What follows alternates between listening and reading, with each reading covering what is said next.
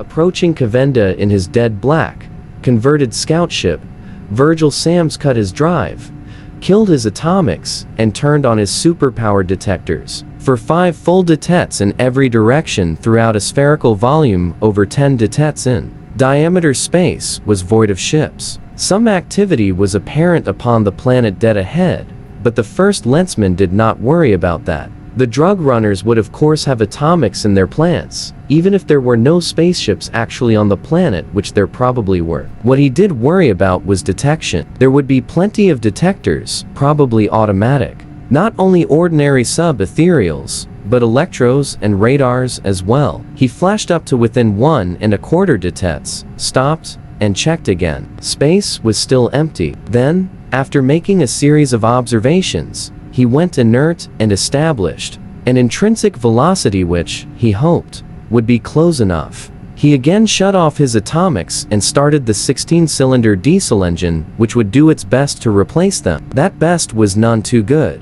but it would do. Besides driving the Bergenholm, it could furnish enough kilodynes of thrust to produce a velocity many times greater than any attainable by inert matter. It used a lot of oxygen per minute, but it would not run for very many minutes. With her atomics out of action, his ship would not register upon the plates of the long-range detectors universally used. Since she was nevertheless traveling faster than light, neither electromagnetic detector webs nor radar could see her. Good enough. Sams was not the system's best computer, nor did he have the system's finest instruments. His positional error could be corrected easily enough, but as he drove nearer and nearer to Kavenda, keeping toward the last, in line with its one small moon, he wondered more and more as to how much of an allowance he should make for error in his intrinsic, which he had set up practically by guess. And there was another variable, the cut-off. He slowed down to just over 1 light, but even at that comparatively slow speed, an error of 1 millisecond at cut-off meant a displacement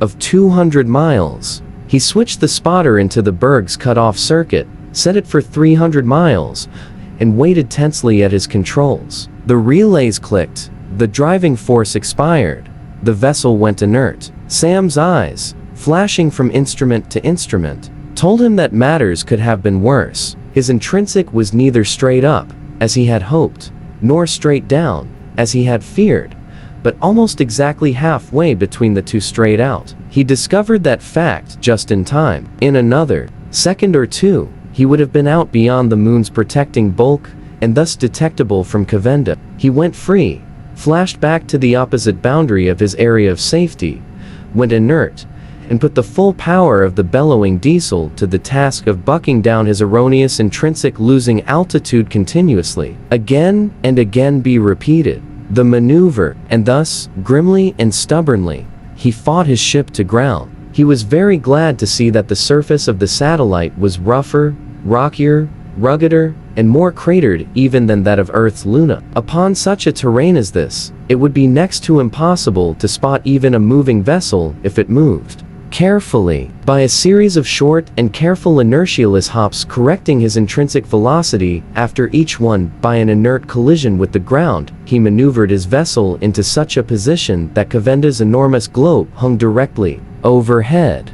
Breathing a profoundly deep breath of relief, he killed the big engine, cut in his fully charged accumulators, and turned on detector and spy ray. He would see what he could see. His detectors showed that there was only one point of activity on the whole planet. He located it precisely. Then, after cutting his spy ray to minimum power, he approached it gingerly, yard by yard, stopped. As he had more than half expected, there was a spy ray block, a big one, almost 2 miles in diameter. It would be almost directly beneath him, or rather, almost straight overhead, in about 3 hours. Sams had brought along a telescope, considerably more powerful than the telescopic visiplate of his scout. Since the surface gravity of this moon was low, scarcely 1/5 that of Earth, he had no difficulty in lugging the parts out of the ship, or in setting the thing up. But even the telescope did not do much good. The moon was close to Kavenda, as astronomical distances go, but really worthwhile astronomical optical instruments simply are not portable. Thus, the Lensman saw something that, by sufficient stretch of the imagination, could have been a factory, and, eyes straining at the tantalizing limit of visibility, he even made himself believe that he saw a toothpick-shaped object and a darkly circular blob, either of which could have been the spaceship of the Outlaws. He was sure, however, of two facts. There were no real cities upon Kavenda. There were no modern spaceports, or even airfields. He dismounted the scope, stored it, set his detectors, and waited. He had to sleep at times, of course, but any ordinary detector rig can be set to sound off at any change in its status, and Sam's was no ordinary rig. Wherefore, when the drug-monger's vessel took off, Sam's left Kavenda as unobtrusively as he had approached it, and swung into that vessel's line. Sam's strategy had been worked out long since. On his diesel, at a distance of just over 1 detet, he would follow the outlaw as fast as he could, long enough to establish his line. He would then switch to atomic drive, and close up to between 1 and 2 detets, then again go on to diesel for a check. He would keep this up for as long as might prove necessary. As far as any of the Lensmen knew, Spaceways always used regular liners or freighters in this business, and this scout was much faster than any such vessel. And even if highly improbable thought the enemy ship was faster than his own, it would still be within range of those detectors when it got to wherever it was that it was going. But how wrong Sam's was. At his first check, instead of being not over 2 detets away, the quarry was 3.5. At the second, the distance was 4.25. At the third, almost exactly 5. Scowling, Sam's watched the erstwhile brilliant point of light fade into darkness. That circular blob that he had almost seen, then, had been the spaceship, but it had not been a sphere, as he had supposed. Instead, it had been a teardrop, sticking, sharp tail down in the ground. Ultra fast. This was the result. But ideas had blown up under him before. They probably would again. He resumed atomic drive, and made arrangements with the port admiral to rendezvous with him and the Chicago at the earliest possible time. What is there along that line? He demanded of the Super Dreadnought's chief pilot, even before junction had been made. Nothing, sir, that we know of, that worthy reported, after studying his charts. He boarded the gigantic ship of war, and with Kinnison pored over those same charts. Your best bet is airing, I think, Kinnison concluded finally. Not to near your line, but they could very easily figure that a one-day dogleg would be a good investment. And Spaceways owns it, you know, from core to planetary limits, the richest uranium mines in existence. Made to order. Nobody would suspect a uranium ship. How about throwing a globe around Eridan? Sam's thought for minutes. No, not yet, at least. We don't know enough yet. I know it, that's why it looks to me like a good time and place to learn something, Kinnison argued. We almost know, at least that a super-fast ship carrying thionite has just landed there. This is the hottest lead we've had. I say englobe the planet, declare martial law, and not let anything in or out until we find it. Somebody there must know something, a lot more than we do. I say, hunt him out and make him talk.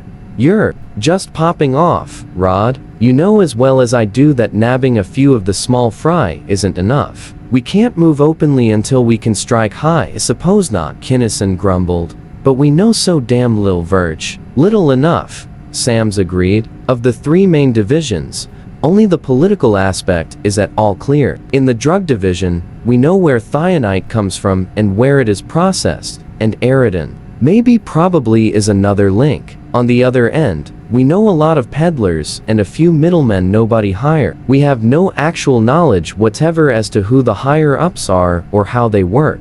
And it's the bosses we want. Concerning the pirates, we know even less. Murgatroyd may be no more a man's name than Zwilnik is. Before you get too far away from the subject, what are you going to do about Eridan? Nothing, for the moment, would be best, I believe. However, Nobos and Downalton should switch their attention from Spaceways passenger liners to the uranium ships from Eridan to all 3 of the inner planets. Check, check. particularly since it explains so beautifully the merry-go-round. They have been on so long chasing the same packages of dope backwards and forwards so many times that the corners of the boxes got worn round. We've got to get the top men, and they're smart. Which reminds me, Morgan as big boss does not square up with the Morgan that you and Fairchild smacked down so easily when you tried to investigate the Hill. A loud-mouthed, chiseling politician might have a lockbox full of documentary evidence about party bosses and power deals and chorus girls and Martian teckle coats, but the man we're after very definitely would not. You're telling me? This point was such a sore one that Sam's relapsed into idiom. The boys should have cracked that box a week ago, but they struck a knot. I'll see if they know anything yet. Tune in, Rod. Ray. He lensed a thought at his cousin. Yes. Verge, have you got a spy ray into that lockbox yet? Glad you called. Yes. Last night, empty. Empty as a sub-deb skull except for an atomic-powered gimmick that it took Bergenholm's whole laboratory almost a week to neutralize. I see. Thanks. Off. Sam's turned to Kinnison. Well, nice. A mighty smart operator. Kinnison gave credit and grudgingly. Now, your picture, what a man. But now, and I've got my ears pinned back, what was it you started to say about pirates? Just that we have very little to go on, except for the kind of stuff they seem to like best, and the fact that even armed escorts have not been able to protect certain types of shipments of late. The escorts, too, have disappeared. But with these facts as bases, it seems to me that we could arrange something, perhaps like this. A fast, sleek freighter and a heavy battlecruiser bored steadily through the interstellar void. The merchantman carried a fabulously valuable cargo, not bullion or jewels or plate of price, but things literally above price, machine tools of highest precision, delicate optical and electrical instruments, fine watches and chronometers. She also carried first Lensman Virgil Sams, and aboard the warship there was Roderick Kinnison. For the first time in history, a mere battlecruiser bore a port admiral's flag. As far as the detectors of those two ships could reach, space was empty of man-made craft, but the two Lensmen knew that they were not alone. 1.5 detets away, loafing along at the freighter's speed and paralleling her course.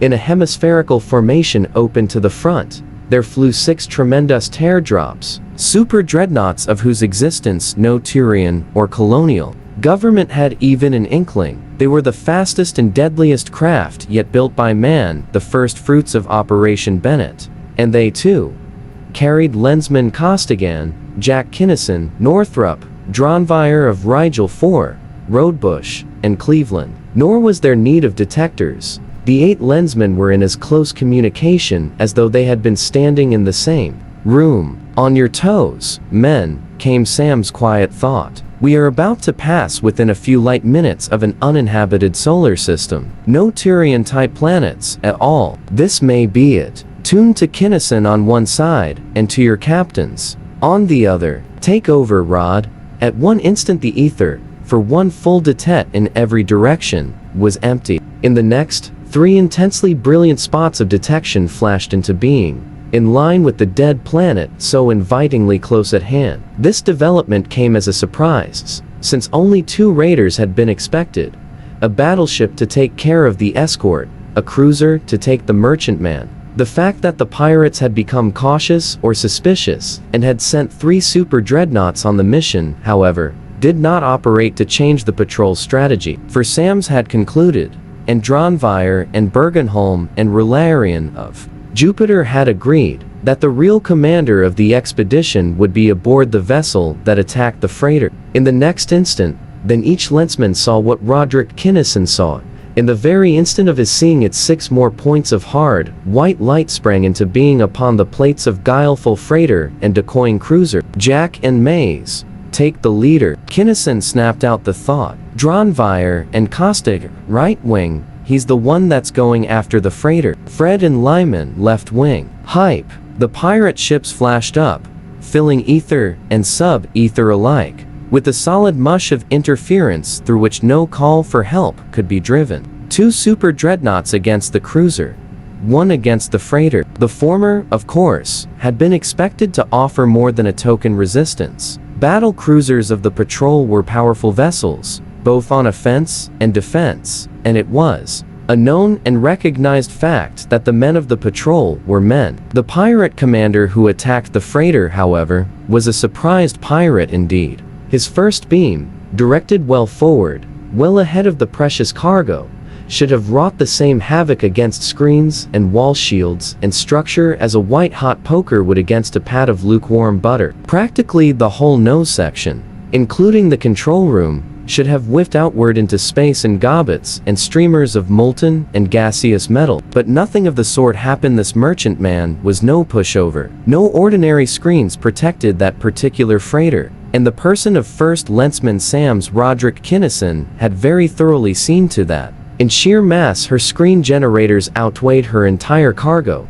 heavy as that cargo was, by more than 2 to 1. Thus, the pirates' beams stormed and struck and clawed and clung uselessly. They did not penetrate, and as the surprised attacker shoved his power up and up, to his absolute ceiling of effort, the only result was to increase the already tremendous pyrotechnic display of energies cascading in all directions from the fiercely radiant defenses of the Turian freighter, and in a few seconds the commanding officers of the other 2 attacking battleships were also surprised. The battle cruiser's screens did not go down, even under the combined top effort of 2 super dreadnoughts, and she did not have a beam hot enough to light a match. She must be all screen. But before the startled outlaws could do anything about the realization that they, instead of being the trappers, were in cold fact the trapped, all 3 of them were surprised again, the last surprise that any of them was ever to receive. 6 mighty tear drops vastly bigger, faster, more powerful than their own were rushing upon them, blanketing all channels of communication as efficiently and as enthusiastically as they themselves had been doing an instant before. Being out, simply and ruthlessly to kill, and not to capture, 4 of the newcomers from Bennett polished off the cruiser's 2 attackers in very short order. They simply flashed in, went inert at the 4 corners of an imaginary tetrahedron, and threw everything they had, and they had plenty. Possibly, just barely possibly, there may have been somewhere a space battle shorter than that one, but there certainly was never one more violent. Then the 4 set out after their 2 sister ships, and the 1 remaining pirate, who was frantically devoting his every effort to the avoidance of engagement. But with 6 ships, each one of which was of vastly greater individual power than his own, at the 6 corners of an octahedron of which he was the geometrical center, his ability to cut tractor beams and to squirt out from between 2 opposed pressors did him no good whatever. He was englobed, or rather, to apply the correct terminology to an operation involving so few units, he was boxed. To blow the 1 remaining raider out of the ether would have been easy enough. But that was exactly what the patrolmen did not want to do. They wanted information, wherefore each of the patrol ships directed a dozen or so beams upon the scintillating protective screens of the enemy, enough so that every square yard of defensive web was under direct attack, as rapidly as it could be done without losing equilibrium or synchronization. The power of each beam was stepped up until the wildly violet incandescence of the pirate screen showed that it was hovering on the very edge of failure. Then, in the instant, needle beamers went furiously to work. The screen was already loaded to its limit. No transfer of defensive energy was possible. Thus, tremendously overloaded locally, it flared through the ultraviolet into the black and went down. And the fiercely penetrant daggers of pure force stabbed and stabbed and stabbed. The engine room went first, even though the needlers had to gnaw a 100-foot hole straight through the pirate craft in order to find the vital installations. Then, enough damage done so that spy rays could get in. The rest of the work was done with precision and dispatch. In a matter of seconds the pirate hulk lay helpless, and the patrolmen peeled her like an orange, or, rather, more like an amateur cook very wastefully peeling a potato. Resistless knives of energy sheared off tail section and nose section, top and bottom, port and starboard sides, then slabbed off the corners of what was left, until the control room was almost bared to space. Then, as soon as the intrinsic velocities could possibly be matched, Board, and Storm, with Dronvire of Rigel 4 in the lead, closely followed by Costigan, Northrop, Kinnison the Younger, and a platoon of armed and armored space marines. Sams and the two scientists did not belong in such a melee as that which was to come, and knew it. Kinnison the Elder did not belong either, but did not know it. In fact, he cursed fluently and bitterly at having to stay out. Nevertheless, out he stayed. Dronvire, on the other hand, did not like to fight. The very thought of actual, bodily, hand-to-hand combat revolted every fiber of his being. In view of what the spy ray men were reporting, however, and of what all the Lensmen knew of pirate psychology, Dronvire had to get into that control room first, and he had to get there fast. And if he had to fight, he could. And physically, he was wonderfully well equipped for just such activity. To his immense physical strength,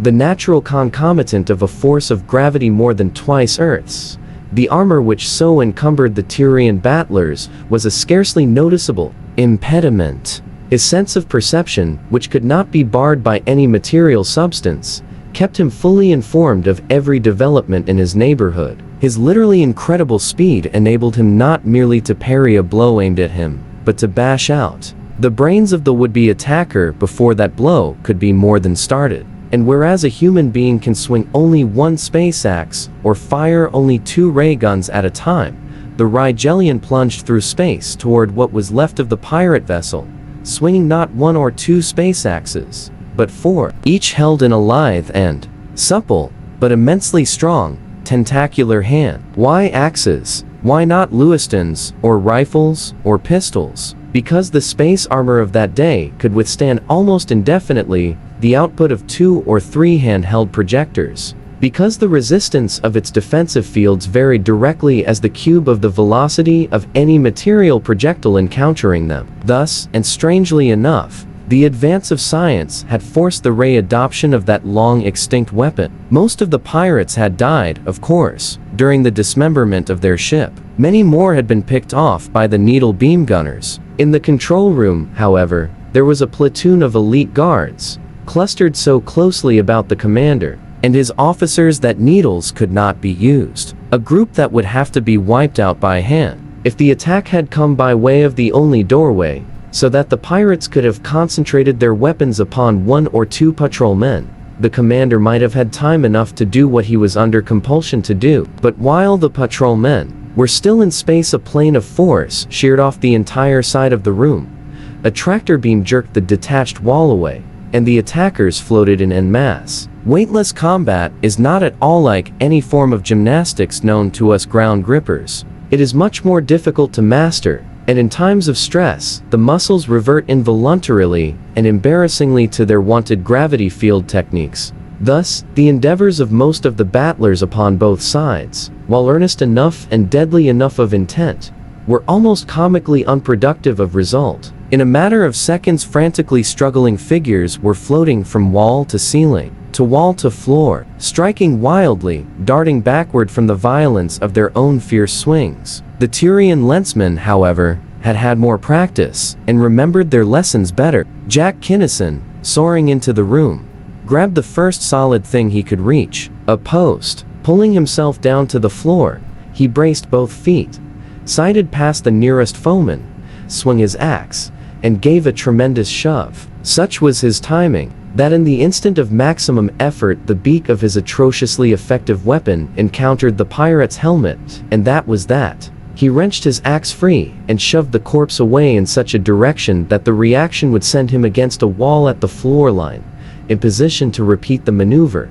Since Mason Northrop was heavier and stronger than his friend, his technique was markedly different. He dove for the chart table, which of course was welded to the floor. He hooked one steel-shod foot around one of the table's legs, and braced the other against its top. Weightless but inert, it made no difference whether his position was vertical, or horizontal, or anywhere between. From this point of vantage, with his length of body and arm and axe, he could cover a lot of room. He reached out, hooked bill of axe into belt, or line snap, or angle of armor, and pulled. And as the helplessly raging pirate floated past him, he swung and struck. And that, too, was that. Dronvire of Rigel 4 did not rush to the attack. He had never been, and was not now either excited or angry. Indeed, it was only empirically that he knew what anger and excitement were. He had never been in any kind of a fight. Therefore, he paused for a couple of seconds to analyze the situation, and to determine his own most efficient method of operation. He would not have to be in physical contact with the pirate captain to go to work on his mind, but he would have to be closer than this, and he would have to be free from physical attack while he concentrated. He perceived what Kinnison and Costigan and Northrop were doing, and knew why each was working in a different fashion. He applied that knowledge to his own mass, to his own musculature, to the length and strength of his arms, each one of which was twice as long and 10 times as strong as the trunk of an elephant. He computed forces and leverages, actions and reactions, points of application, stresses and strains. He threw away 2 of his axes. The 2 empty arms reached out, each curling around the neck of a pirate. 2 axes flashed, grazing each pinioning arm so nearly that it seemed incredible that the sharp edges did not shear away the Rigelian's own armor. 2 heads floated away from 2 bodies, and Dronvire reached for 2 more. And 2 and 2 and 2. Calm and dispassionate, but not wasting a motion or a millisecond, Dronvire accomplished more in less time than all the Turians in the room. Costigan, Northrop, Kinnison attend. He launched a thought. I have no time to kill more of them. The commander is dying of a self-inflicted wound, and I have important work to do. See to it, please, that these remaining creatures do not attack me while I am doing it. Dronvire tuned his mind to that of the pirate and probed. Although dying, the pirate captain offered fierce resistance, but the Rigelian was not alone. Attuned to his mind, working smoothly with it, giving it strengths and qualities which no Rigelian ever had had or ever would have, were the 2 strongest minds of Earth, that of Rod the Rock Kinnison, with the driving force, the indomitable will, the transcendent urge of all human heredity, and that of Virgil Sams, with all that had made him first Lensman. Tell that terrific triple mind demanded, with a force which simply could not be denied. Where are you from? Resistance is useless, yours or that of those whom you serve. Your bases and powers are smaller and weaker than ours, since Spaceways is only a corporation and we are the Galactic Patrol. Tell, who are your bosses? Tell. Under that irresistible urge there appeared, foggily and without any hint of knowledge of name or of spatial coordinates, an embattled planet, very similar in a smaller way to the patrol's own Bennett, and even more foggily, but still not so blurred, but that their features were unmistakably recognizable, the images of 2 men. That of Murgatroyd, the pirate chief, completely strange to both Kinnison and Sams, and back of Murgatroyd and, above him, that of Big Jim Town.